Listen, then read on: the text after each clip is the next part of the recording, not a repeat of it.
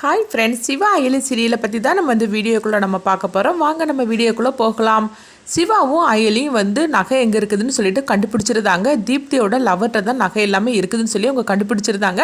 அடுத்து பார்த்தோம்னா தீப்தியை வச்சு அந்த நகையை கொண்டுட்டு வரதுக்காக அவங்க முயற்சி பண்ணுறாங்க. அப்போ தீப்தி சொல்கிறாங்க, நான் எப்படியாவது நகையை நான் அவங்ககிட்ட இருந்து வாங்கி தந்துருந்தேன், ஆனால் நான் தான் எடுத்தேன்னு சொல்லிட்டு தயவுசெய்து நீங்கள் யாருக்கிட்டையுமே சொல்லிடாதீங்க அப்படிங்கவும், சரி நீ ஃபஸ்ட்டு நகையை கொண்டுட்டு வரக்கூடிய வழியை பாரு, எப்படியாவது அவங்ககிட்ட பேசு, அவன் எங்கே இருக்கான்னு ஃபஸ்ட்டு கேளு, அப்புறமா நம்ம பார்த்துக்கலாம் அப்படிங்கும்போது, இல்லை அயலி தயவுசெய்து உங்கள்கிட்ட கெஞ்சி கேட்குறேன், நம்ம வீட்டில் உள்ளவங்க உங்களுக்கு கூட யாருக்கும் தெரிஞ்சிட வேண்டாம், நான் தான் நகையை எடுத்து கொடுத்தேன்னு.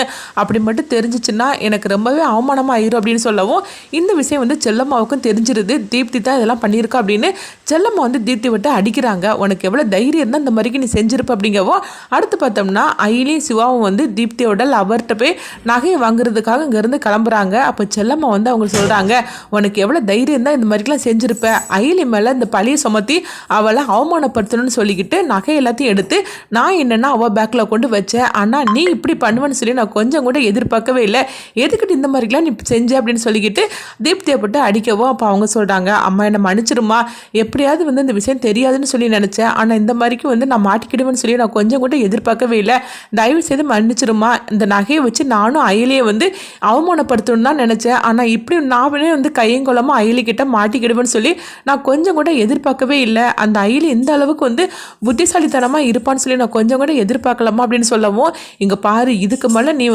அவனை லவ் பண்ணுற அப்படின்னு சொல்லிட்டு ஏதாவது பண்ணணுன்னு வச்சுக்கேன், அப்புறம் என்ன நடக்கும்னு தெரியுது அப்படின்னு செல்லம்மா தீப்தியை விட்டு திட்டுறாங்க.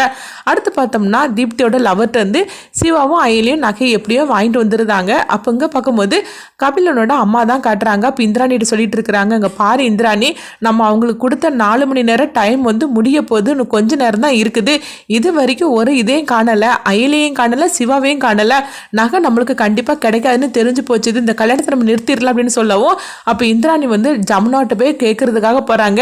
என்னங்க, அதாவது அயலி நகையை எடுத்துகிட்டு வந்துருவேன்னு சொன்னால், ஆனால் 4 மணி நேரம் முடிய போது இன்னும் அவளை காணலை, ஆக மொத்தத்தில் நகை கிடைக்காதுன்னு தெரிஞ்சு போச்சு அப்படின்னு சொல்லவும், நான் இப்போமே போய் நான் கம்ப்ளைண்ட் கொடுக்க போகிறேன் அப்படிங்கிறாங்க. இது கிட்டதுமே ஜமுனா அழ ஆரம்பிச்சிருந்தாங்க. இங்கே பாருங்க மேடம், அப்படி மட்டும் நீங்கள் செஞ்சிடாதீங்க, அப்படி நீங்கள் கம்ப்ளைண்ட் கொடுத்தீங்கன்னா எங்களுக்கு ரொம்பவே அசிங்கமாயிரும், மான மரியாதையும் போயிடும், தயவுசெய்து நான் சொல்கிறது கேளுங்க, அயலி இன்னும் வரல, கண்டிப்பாக அவன் நகையை எப்படியாவது கொண்டுட்டு வந்துருவா, நீங்கள் நம்புங்க மேடம் அப்படின்னு சொல்லிட்டு இருக்கவும், அப்போ ரித்திகா அழ ஆரம்பிச்சிருந்தாங்க. என்னம்மா பண்ணுறதுக்கு, இந்த அயலி தாம்மா நகையை எடுத்து வச்சுக்கிட்டு என் கல்யாணத்தை நிறுத்துறதுக்காக அவதாம எல்லாமே செஞ்சிட்டு இருக்கிறா, சொன்னால் கூட நீங்கள் நம்ப மாட்டேங்கிறீங்க அப்படிங்கவும், அப்போ பத்மா திட்ட ஆரம்பிச்சிருந்தாங்க. என்னடி நீ நினச்சிட்டு இருக்கிற, அயலி இந்த நகையை கண்டுபிடிக்கணும்னு சொல்லிட்டு அவள் எப்படிலாம் அலைஞ்சிட்டு இருக்கிறா, ஆனால் அவன் மேலேயும் நீ இப்படி குத்தம் சொல்லிட்டு இருக்கிறிய, உனக்கு கொஞ்சம் கூட மனசாட்சியே கிடையாதா என்ன, அவன் எதுக்காக அந்த கல்யாணத்தை நிறுத்த போறா அப்படிங்கும்போது, ஆமாம் அவளுக்கு எனக்கு ஒரு நல்ல வாழ்க்கை கிடைக்குங்கிறது அவளுக்கு பிடிக்கல, அதுக்காக தான் இந்த மாதிரிலாம் செஞ்சுட்டு இருக்கிறா அப்படின்னு சொல்லவும், இங்கே பாரு இன்னும் ஒரு வாரத்தை கூட நீ அயலை பற்றி பேசணும்னு வச்சுக்கைய, அப்புறமா என்ன பண்ணுவேன்னு தெரியாது, பொண்ணுன்னு கூட பார்க்க மாட்டேன், பல்லார் நான் அற வாங்கிரும் பத்துக்கோ அப்படின்னு சொல்லவும், இன்னைக்கு உனக்கு கல்யாணம் நடக்க போது புது பொண்ணா இருக்கேன்னு சொல்லி தான் பேசாமல் அமைதியாக இருந்துட்டு இருக்கிறேன், இல்லைன்னா நீ அயலி இந்த மாதிரிலாம் பேசுறதுக்கு உன் பல்ல உடைச்சிருப்ப அப்படின்னு சொல்லவும், உடனே ரித்திகா சொல்லிட்டு இருக்கிறாங்க, ஆமாம் உங்களுக்கு அயலினா எப்பவுமே வசதி தானே, பாருங்க கடைசியில் அயலி தான் நகையெல்லாம் எடுத்துருக்க போறா, என் கல்யாணம் நிற்க போகுது, இதுதான் நடக்க போகுது, கல்யாணம் மட்டும் நின்றுச்சுன்னு வச்சுக்கோங்க, அப்புறமா என்னை உயிரோடையே பார்க்க முடியாது அப்படின்னு சொல்லவும், இது கிட்டட்டு ஜமுனா ஏன் ரித்திகா இந்த மாதிரிலாம் பேசிட்டு இருக்கிற, தயவு செய்து நான் சொல்றது கேளு அப்படிங்கிறாங்க. அப்போ பத்மா சொல்றாங்க, எனக்கு அயலி மேல முழு நம்பிக்கை இருக்குது, அவ கண்டிப்பா நகையோட தான் வருவா அப்படின்னு சொல்லவும், அடுத்து பார்த்தோம்னா 4 மணி நேரம் முடிய போகுது. அப்போ கபிலனோட அம்மா சொல்லிட்டு இருக்கிறாங்க, இந்திராணி 4 மணி நேரம் முடியறதுக்கு இன்னும் கொஞ்ச நேரம் தான் இருக்குது, கண்டிப்பா இந்த கல்யாணம் நடக்காது அப்படின்னு சொல்லிட்டு இருக்கிறாங்க.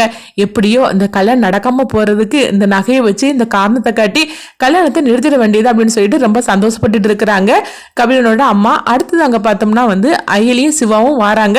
வரும்போது கையில ஒரு பேக்கோட வரவும், என்னாச்சு அப்படின்னு சொல்லிக்கிட்டு பத்மா கேட்கும்போது, பாட்டி நகை கிடைச்சிருச்சு அப்படிங்கிறாங்க. இது கிட்டதுமே எல்லாருமே சந்தோஷப்பட ஆரம்பிச்சிருந்தாங்க. நகை எப்படி கிடைச்சிச்சு அப்படிங்கும்போது, அதை பத்திலாம் இப்போ பேச வேண்டாம், அப்புறம் பேசிக்கலாம், ஃபர்ஸ்ட் நகையை போடுங்க, டைம் வர ஆயிப்போச்சு அப்படிங்கிறாங்க. அடுத்து பார்த்தோம்னா கல்யாணத்துக்காக சிவாவும் அயலியும் எல்லா சீரியல் உள்ள நடிகர்களை வந்து வரவழைக்கிறாங்க. எல்லாருமே வந்து ரித்திகா கபிலனோட கல்யாணத்துக்காக எல்லாருமே வராங்க.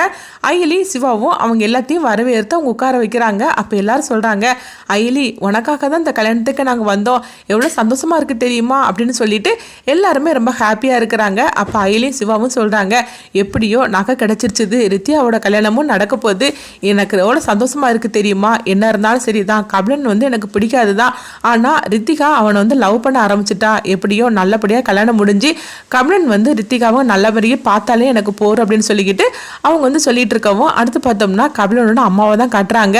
நகை கிடைக்காது, எப்படியாவது இந்த கல்யாணத்தை நிறுத்திடலான்னு சொல்லி நம்ம பிளான் போட்டோம், ஆனால் கடைசியில் அயலி வந்து இந்த நகையை வந்து கொடுத்துட்டாள் அப்படின்னு சொல்லிட்டு எரிச்சல் அடைகிறாங்க. அடுத்து பார்த்தோம்னா ஜமுனாட்ட வந்து பத்மா சொல்கிறாங்க, பாத்தியாடி இவ்வளோ நேரமா அயலியை பற்றி எப்போ பார்த்தாலும் திட்டிக்கிட்டு இருந்தீங்களே, ஆனால் பாத்தியா அயலி தான் வந்து நகையை கண்டுபிடிச்சு கொடுத்துருக்குறா, ஆனால் உனக்கும் உன் பொண்ணுக்கும் இந்த நன்றி விசுவாசங்கிறது கொஞ்சம் கூட கிடையாது அப்படின்னு சொல்லவும், அவன் நகையை கொண்டுட்டு வந்தால ஒரு தேங்க்ஸ் கூட அவங்களுக்கு சொல்ல முடியல பத்தியா அப்படின்னு சொல்லவும், உடனே ஜமுனா வந்து எதுவுமே பேசாமல் அமைதியாக இருந்துட்டு இருக்கிறாங்க. அடுத்து பார்த்தோம்னா ரித்திகா வந்து ரொம்பவே சந்தோஷப்பட ஆரம்பிச்சிருந்தாங்க.